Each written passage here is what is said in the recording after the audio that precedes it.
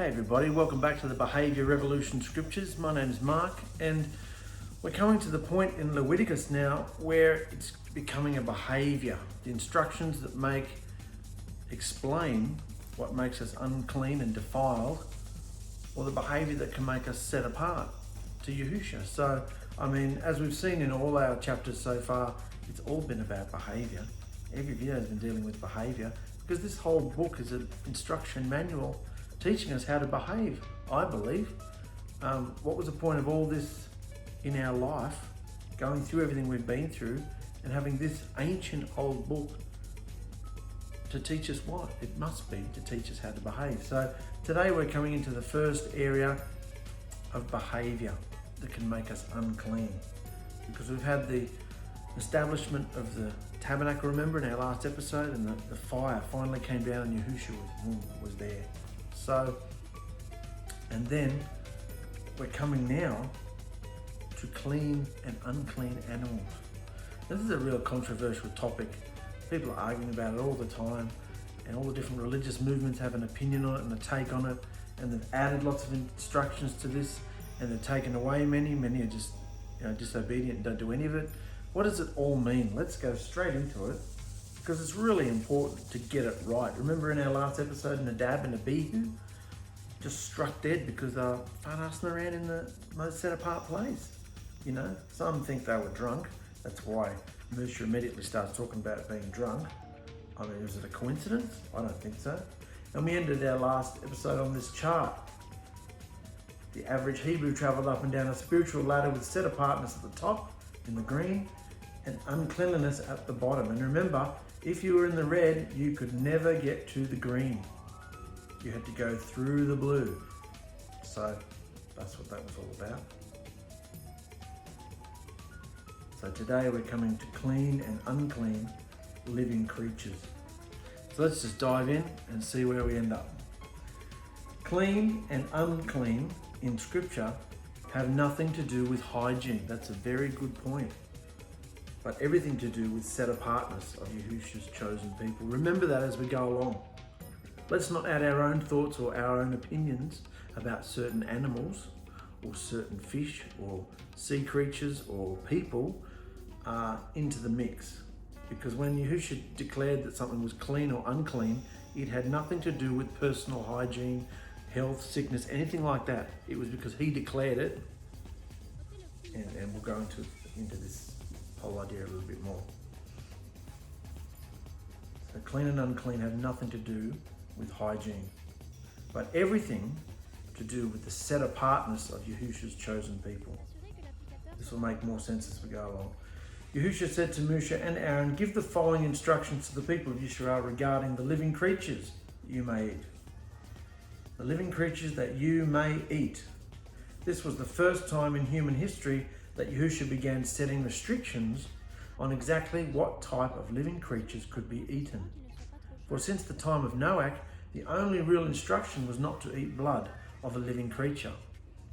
The only real written instruction. However, the animals did not go into the ark 2 by 2 as they did in the Walt Disney cartoons and things, did they? There were much more clean animals on the ark than there were unclean animals. Why didn't he just wipe out the unclean animals if they were so wicked and evil and horrible? Because it had nothing to do with hygiene. The poor old animals that were declared unclean, they didn't do anything wrong. There's nothing wrong with a pig. You can have a pig as a pet if you want to. There's nothing wrong with a pig. He didn't do anything wrong. What are we all angry at pigs for? You should just said don't eat it. Plenty of things. We've all got dogs and cats as pets, but we don't eat them, do we? We're not supposed to eat pigs either. Anyway, I'm getting ahead of myself. The point is, this was the first time that he's actually laid down a formal instruction. I believe these instructions have been going on since the very beginning, because they're who Yahushua is. He's the living word. He doesn't change, and neither does his word. So ever since creation, and Adam and 𝗂𝗜, they were told that they could only eat vegetables or green.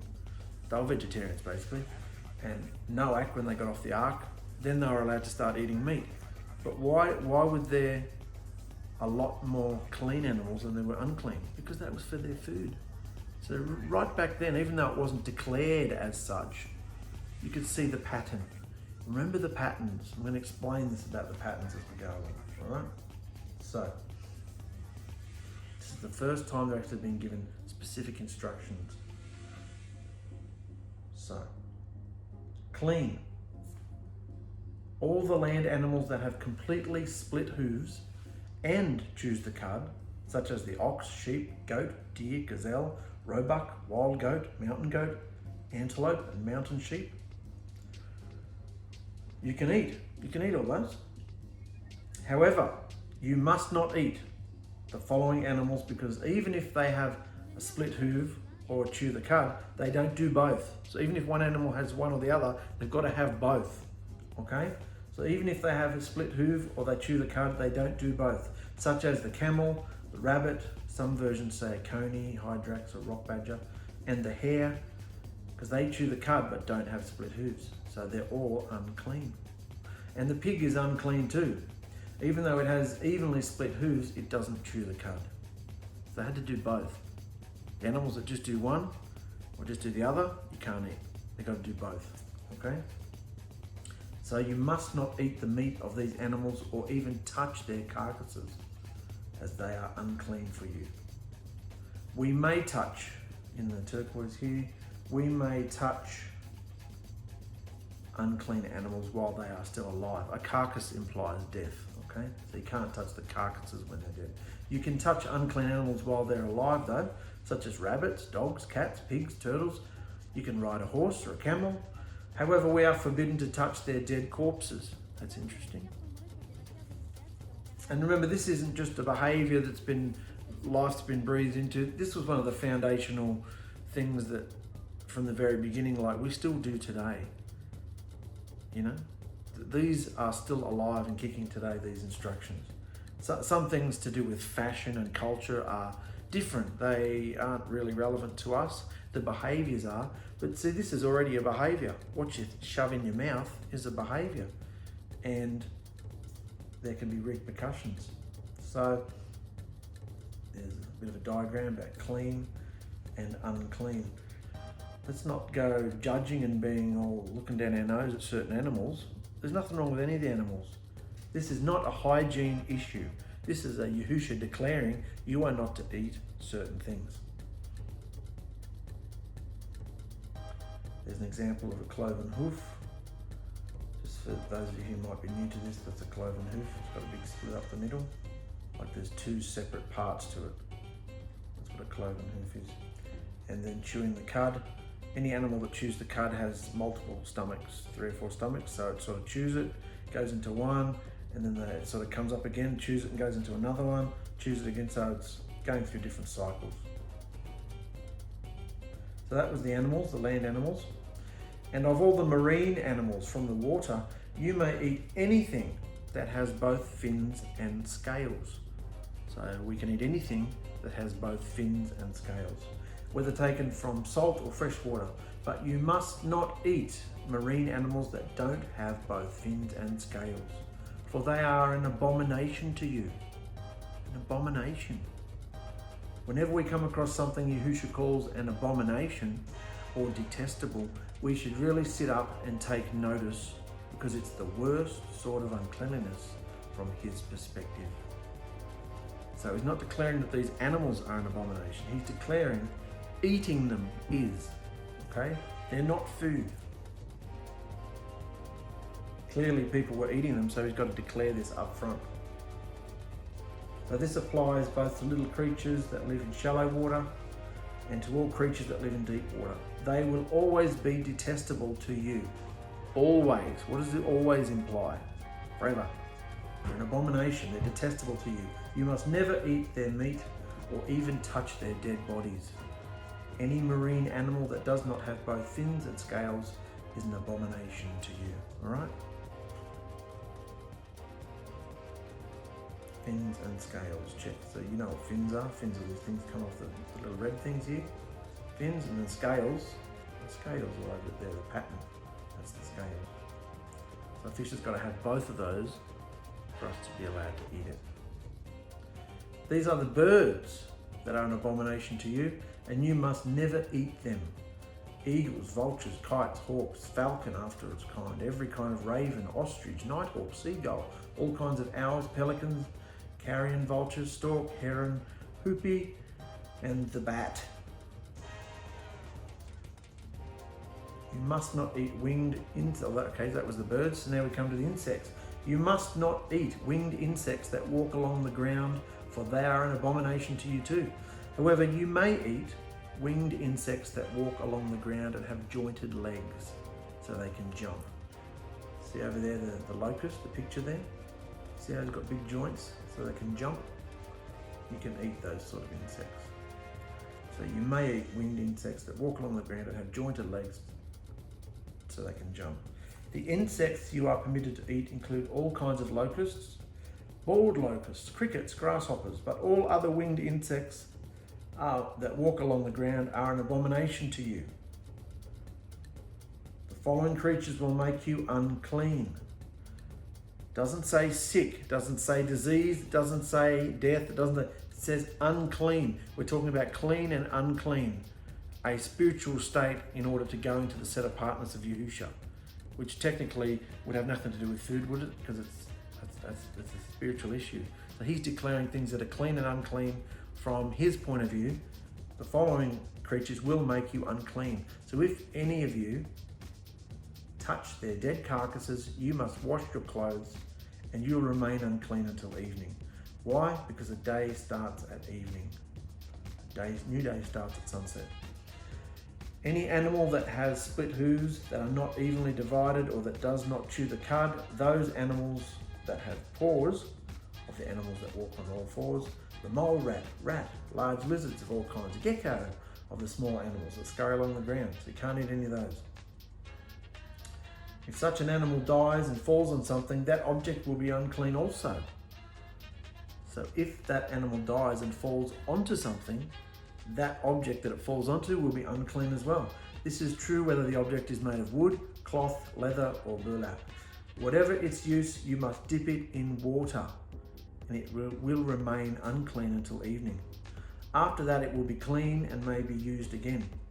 If such an animal falls into a clay pot, though, everything in the pot will be unclean and the pot must be smashed, because a clay pot is porous and the uncleanness will sink into it. Remember, when we're talking about clean and unclean, it's like think of germs or think of radioactivity. So you know how when you go into a radioactive area, they have to come out and they have to be scrubbed. They have to go to quarantine, make sure, get the little dial out, and make sure there's no radioactivity on them. This is the whole concept of set apartness and common, and it's literally, if you had any uncleanliness in you and you went into the presence of Yahusha, or anywhere near him really, you would be zapped, particularly near his set apart furniture. So it's very important. This is teaching us how set apartness and uncleanliness can spread. If an unclean animal falls on top of something, then that's got to be smashed or scrubbed and left until sunset, and then it's clean. So over here, if the water from such a container spills on any food or beverage, they will also be unclean. In fact, any object on which the carcass of such an animal falls will be unclean. If it's an oven or a hearth, it must be destroyed, for it is unclean and you must treat it accordingly. So here you go, it's written here. This shows us how uncleanliness gets transferred from one thing to another through touching, carrying, or containing, such as bowls, pots, and containers. So it's really important to keep it under wraps, not let the uncleanliness spread. However, if the carcasses of such an animal falls into a spring or a cistern, the water will still be clean, but anyone who touches the carcass will be unclean. That's interesting. If it falls into a pot or something, it's got to be broken or scrubbed, but if it falls into a spring or a cistern, see in the turquoise here, when water is attached to the earth, it cannot be made unclean. When water is attached to the earth, so flowing, or it cannot be made unclean. In fact, the opposite occurs, as the living water imparts purity to the unclean. Understand that? the opposite will actually occur. The living water, anything that's attached to the earth, the living water imparts anything. Time in scripture that talks about living water, it's talking about water that's flowing and fresh. So not isolated and old or stagnant. So living water imparts purity to the unclean. Understanding this will not only help understand many things about the Hebrew purity rituals, but also shed much light behind why Yahushua did what he did in some situations. We're going to go into that later on, about living water. It all comes from Leviticus. We're all learning about it here. So a little note down there in the black, the same Hebrew word for food and eating is the same. That's not written right. The same Hebrew word for food is the same Hebrew word for eating, right? Something cannot be considered food unless it is clean. If it's unclean, then it's not even considered food. So for us to use the phrase unclean food is a contradiction in terms. It's like an oxymoron. It doesn't exist. There is no such thing as unclean food, because any creature that we've just gone through that is unclean is not food. Just like it's common sense to not pick up a chair and try and eat the leg. The leg of the chair is not food. We all know that. Well, anything that Yahushua declared not food is unclean. So there's no such thing as unclean food. There's just food and not food. There's clean and unclean. Clean you eat and unclean you don't. So if the carcass falls on seed grain to be planted in the field, the seed will still be considered clean. But if the seed is wet, when the carcass falls on it, the seed will be unclean because the water allows it to seep into it. If any animal you are permitted to eat dies and you touch its carcass, you will be unclean until evening. And if you eat any of its meat and carry away its carcass, you must wash your clothes, and you will remain defiled until evening. A clean animal that is slaughtered for sacrificial purposes or for food does not become unclean. However, if the animal passes away due to disease, or is killed by a predator, or dies due to some unfortunate accident like falling off a cliff, then it becomes unclean. And as a result, its corpse also becomes capable of transmitting uncleanliness. So even a clean animal that was going to be used for sacrifice can become unclean if all that happens. All small animals that scurry along the ground are an abomination to you, and you must never eat them. This includes all animals that slither along on their bellies, as well as those with 4 legs and those with many feet, spiders. Do not touch them and make yourselves unclean because of them. Death in general is unclean. And from Yahushua's perspective, it is the most abnormal thing in the universe. I didn't realize that. Death in general is unclean. And from Yahushua's perspective, it is the most abnormal thing in the universe. Death should not be. Humans are not supposed to die, and all members of the animal kingdom aren't supposed to die either. Because Yahushua is the opposite of death. Yahushua is life, living life, like the Word made flesh. Everything that he touches is alive. He is the epitome of life. He's the creator of life. Nothing else can create life. I mean, mankind can create a shell, but they can't put the spark, the essence, the ruah. They can't put the living, breathing person in the shell. They can't do it. He is the creator of all life. So he didn't create death. Death is just the absence of his life. And anything that's away from him dies. That's severed or cut off from him dies. So that's why death is unclean and the most abnormal thing to him. And that's why he came to do something about it. To conquer death. It's all wrapped up in this whole, why did he conquer death? Why did he need to conquer death? Because death is not even supposed to exist. Mankind was designed and created to live forever or outside of time. Just live. For I, Yahuwah, am the one who brought you up from the land of Egypt, that I might be your Elohim. Therefore you must be set apart as I am set apart. So these are the instructions regarding land animals, bird animals, marine creatures, insects and reptiles that scurry along the ground. And by these instructions you will know what is clean and unclean, and which animals may be eaten and which animals may not be eaten. So let's do a short little thing here about being severed or separated. Yahushua divided the dry land from the waters and separated them. Dividing light from darkness, separated them. Divided daytime from nighttime and separated them. Divided the water vapor from the air, from the condensed water which formed the seas, and separated them, establishing the minor lights in the sky in order to separate the seasons. Created man and then separated him from all other living creatures. Elected the nation of Israel and separated it from all other nations on earth. And now in the book of Leviticus, Yahushua is dividing, electing, and separating those animals permitted for man to eat versus those animals forbidden to eat. Are you being separated and severed from the world and its ways and knowledge and behaviors? Interesting.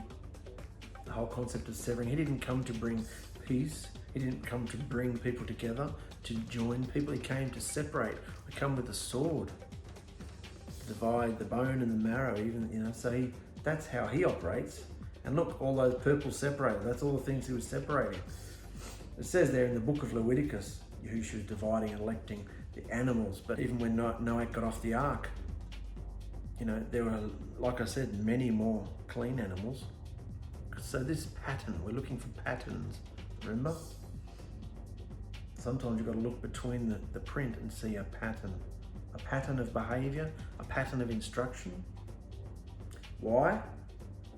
Let's look at patterns right now, because we're going to talk about two different ways of thinking: Hebrew thinking or Greek thinking.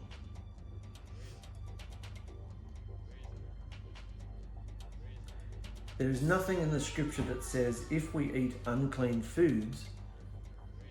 There you go, there's the contradiction in terms there. There's no such thing as unclean foods. I should say animals. There's nothing in the scripture that says if we eat unclean animals, we'll get sick. Nor is there anything in the verses that says the food instructions are symbolic and we can extract some sort of allegorical meaning from them. So it's not some spooky hocus pocus that we just glean the essence from. No, we're not doing that here. But we're also, scripture's not saying that if you eat unclean animals, you'll get sick and you'll die. He's not talking about that. In today's day and age, we like to put our 21st century wisdom and knowledge behind everything, and say, oh, well, if you eat pigs, then that's why you got disease. Oh, that's where that latest flu came from, bats and, swine flu and pigs and all. We all like to put our wonderful intelligence onto the scriptures and go, see, that's why I told you you're not allowed to eat pigs, and they eat pigs, and look at their skin and look at. That's our ridiculous mindset. That's not what Yahushua's saying here at all. There are people in China and in Asian countries that live to 110 years old on a regular diet their whole life of pork and seafood, shellfish and, lobsters and all sorts of things. They're part of their diet. They live to 110, quite happy and very, very healthy. So we can't just point our finger at certain animals and go, that's why you're dying, that's why you've got this disease or that disease. This isn't what Yahushua's talking about. We're not talking about hygiene here. And I want to explain what that means. There is absolutely nothing in these scriptures even hinting that unclean animals are inherently unhealthy or evil. We have to throw away our Greek, rational, logical thinking patterns. What does that mean? Trying to work out the why. That's the Greek philosophical mindset that most of the Christianity and the Bibles and stuff were founded on, the whole Greek thinking. Most people still think the New Testaments were originally written in Greek. They weren't. But it's trying to work out the why. We have to wrap our mind around it and work out why.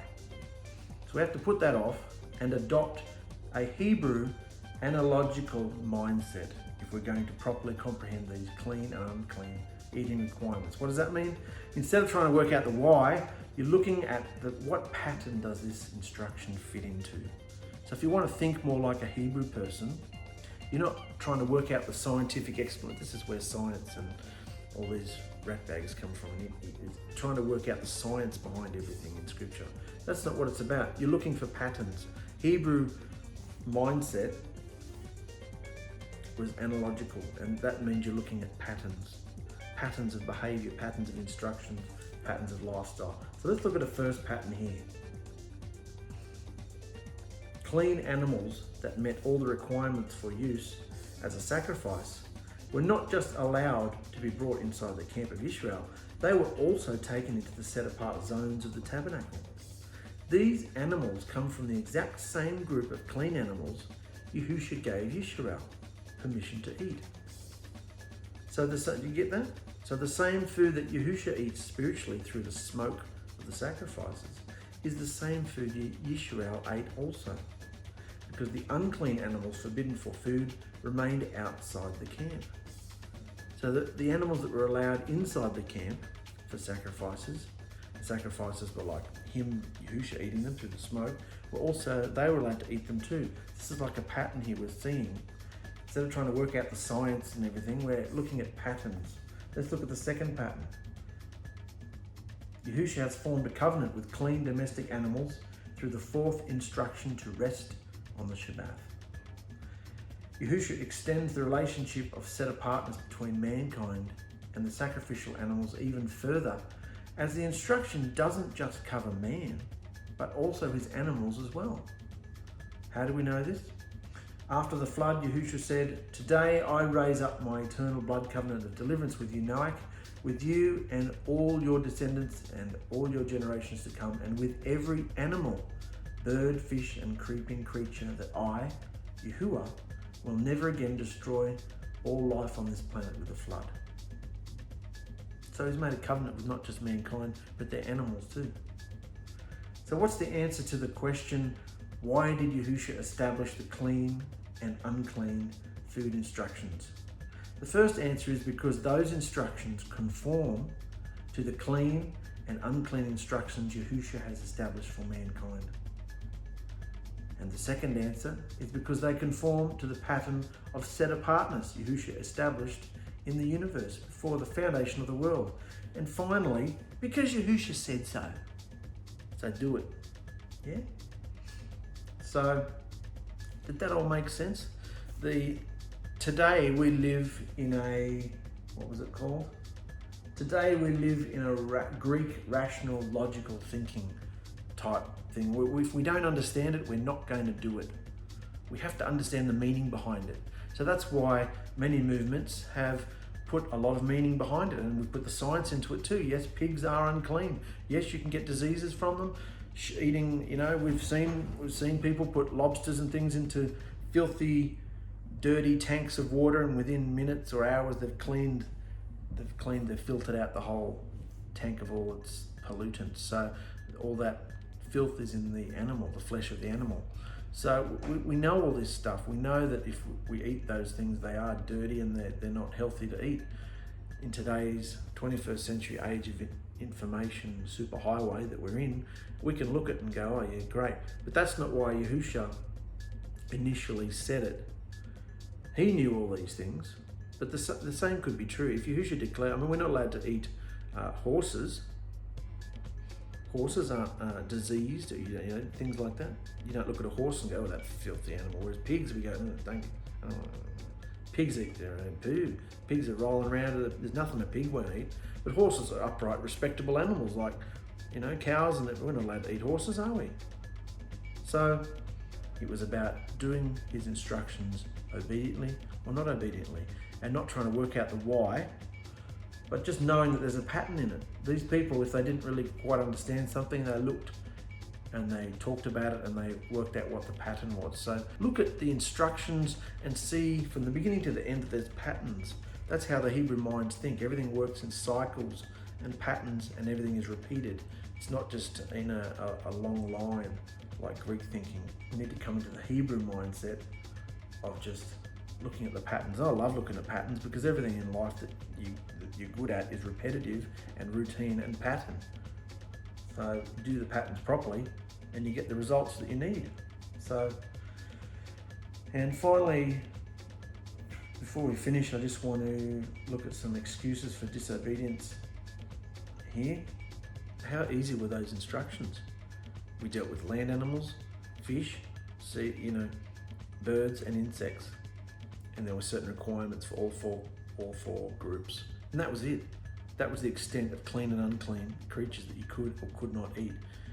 What about what the Jewish movement's done to this? You can't mix, milk and meat, and you can't mix this and you can't mix that, and there's hundreds and hundreds and hundreds of other instructions on top of the simple requirement, which was just simply don't eat these types of animals, do eat these types of animals. So the Hebrews have been brought up with, Jewish people have been brought up with all this mindset of madness that's added to the scriptures, and of course anyone out in the Christian scene has never heard of most of this. They don't do it, they're not taught it. So these are the excuses that they throw out from the emissaries, the apostles, to say why we don't have to eat, why we're allowed to eat unclean animals and it's not important anymore. Yahushua declared all food to be clean. Did he? Where do we get that from?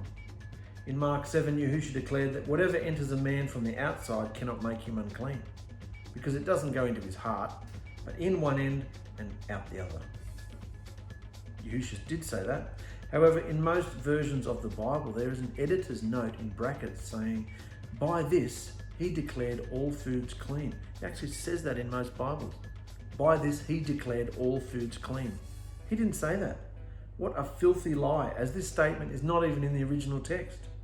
When reading Yahushua's words in context, we see that he was referring to behavior and not clean or unclean animals. Just like he wasn't talking about agriculture when he spoke about the wheat and the tares, but about behavior. So he wasn't declaring all foods clean. He wasn't even talking about food. He was talking about behavior. Yahushua was dealing with the religious prashim who were trying to catch him out all the time with their traditions and their purity laws of washing hands. And he told them that what goes into the body doesn't make us unclean, but what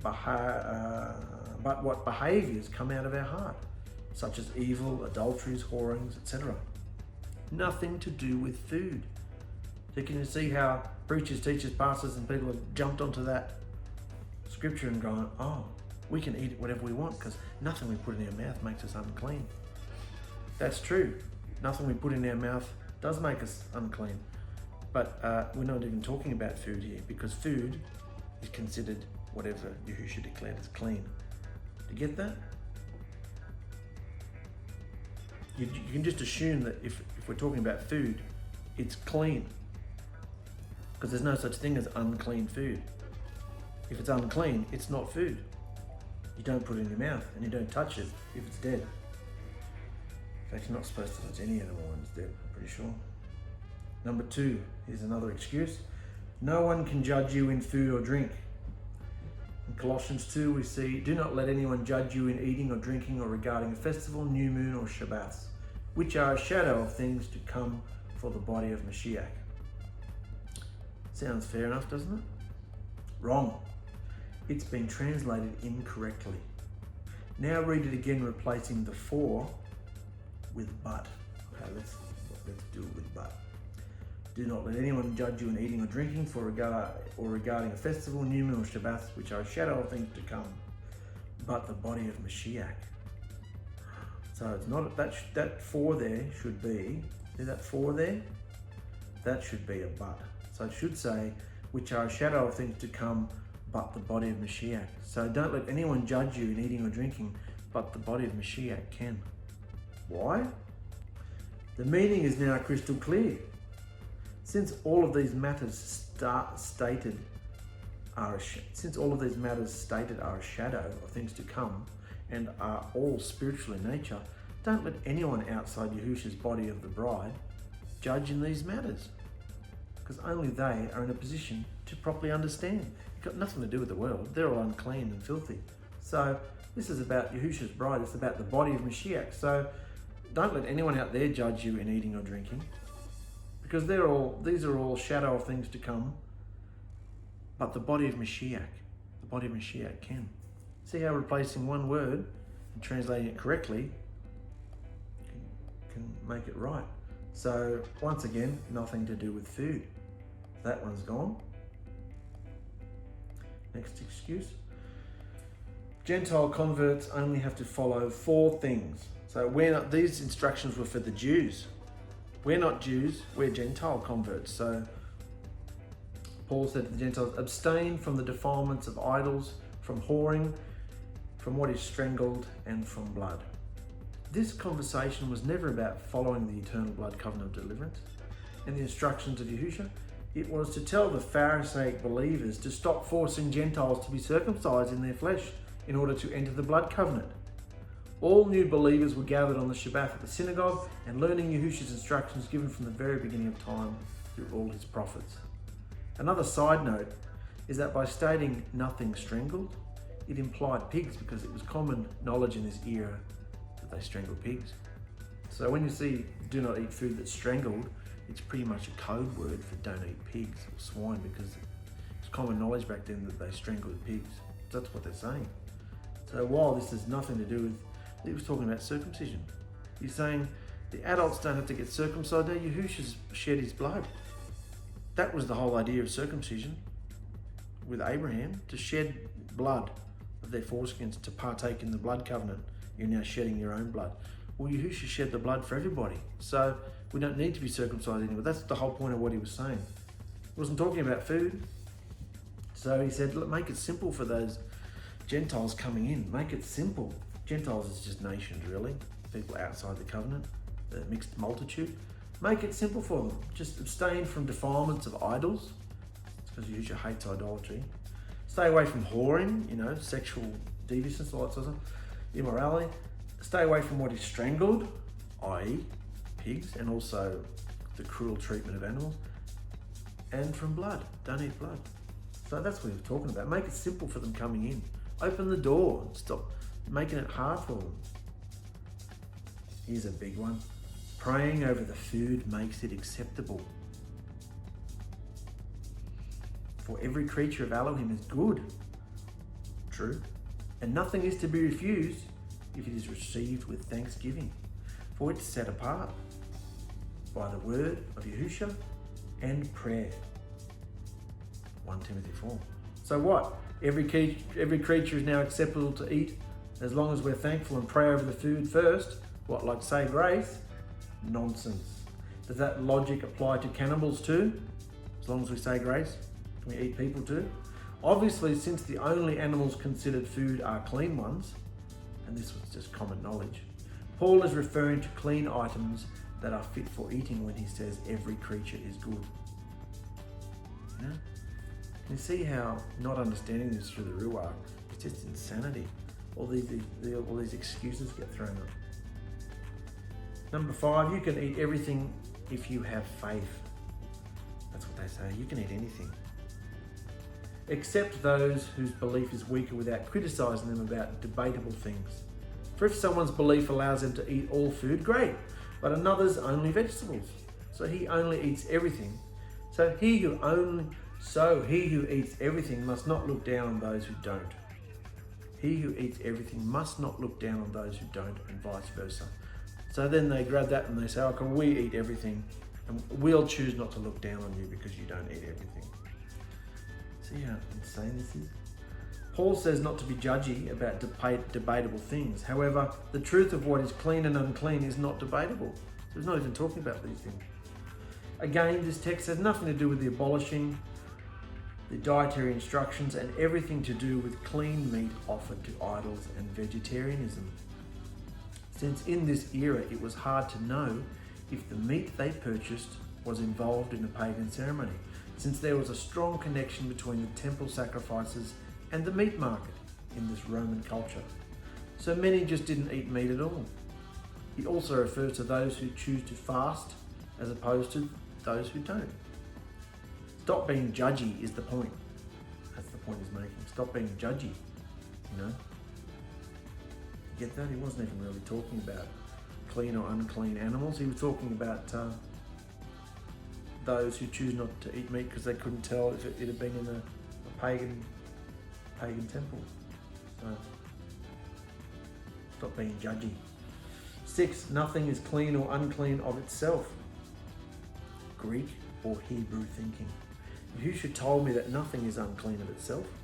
If someone thinks something is unclean, then to him it's unclean. Don't ruin a relationship with someone in Yahushua who he died for over food. For the reign of Yahushua is not eating and drinking, but obedience, peace, and joy in Yahushua's spirit. So don't ruin a relationship with someone in Yahushua who he died for over food. But food is only clean animals anyway. You get how you can understand this by just realizing that? Food is only clean animals. Now Paul couldn't possibly be saying here that nothing is unclean, for that would be disobedient to Yahushua's instructions. And we know that Paul was a strict follower of Torah. Basically, his analogy here is that a cute little pig, unclean, is not unclean because it is a pig of itself. It's unclean because Yahushua declared it to be. You get that? It wasn't created unclean. It's unclean because Yahushua said it's unclean, don't eat it.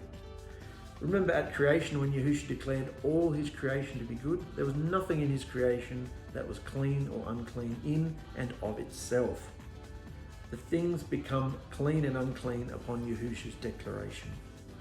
The real issue Paul was addressing here was the Jewish custom of not sharing meat with Gentiles and their man-made traditions.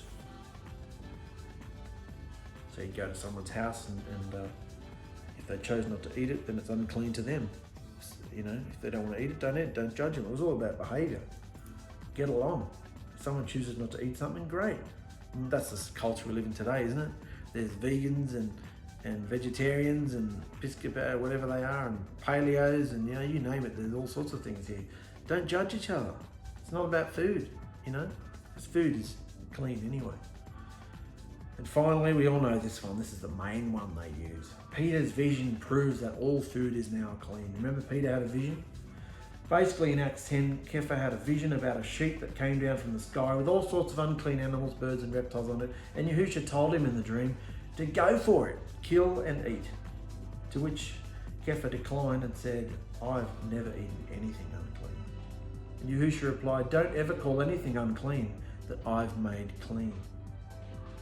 So anything that was in the Old Testament that was unclean, Yahushua's now made clean, because you don't call anything unclean that I have now made clean.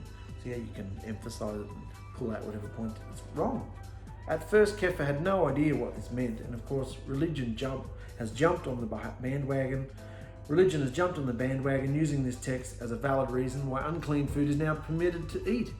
Duh. It's obvious that the vision was about the unclean nations, because Gentiles, who were avoided like the plague by the Jews, being called and accepted through the obedience to the blood covenant. That's what was happening. And a few verses later, after the Spirit of Yahushua falls on a household of Gentile believers before they were even immersed, Cepha even says with his own mouth, wow, I can see that Yahushua doesn't discriminate, for anyone from the nations who behaves obediently is accepted by him. So that was the whole point. Yahushua was about to start moving on the goyim, on the nations, not just, Israel, the Jewish people at the time. He's going to bring in the Gentiles. That's who Paul was predominantly going for, the nations. And so this happened, right? This vision happened right before them.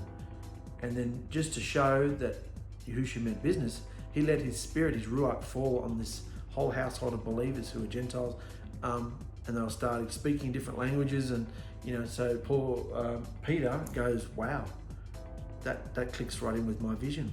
I can see now that these unclean people, because anyone outside the covenant was unclean, this covenant is for everybody. So it's nothing to do with food.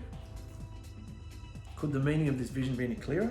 Once again, it has nothing to do with clean or unclean animals. So the main point I wanted to stress in all this, that Yahushua is doing something very different to what is being declared on a daily basis today. I mean, social media is a big one. People are getting into and trying to reason and rational and saying, oh, that's because they're eating unclean food. That's not kosher and they're getting disease because it sees judgment. That's A, not for us to say. And B, the same judgments are falling on people who eat clean food, because it's not about the food that you eat. What Yahushua declares clean and unclean is not about hygiene. It's about being allowed into his set apartness, coming into his set apartness. The science doesn't come first. Yahushua declares it, whether we understand the reason or not. Yahushua declares it, and that's the reason. And if later on we realize a bit of understanding why, then great. But we're not to judge. we are not to judge. So this was all fascinating to me to go through all this clean and unclean again. Just remember, anywhere where you can't quite understand, particularly Paul's writings, people get very confused with Paul's writings. The best default response to not understanding something that Paul says is to don't just assume he's contradicting the older scriptures, because he was brought up on those.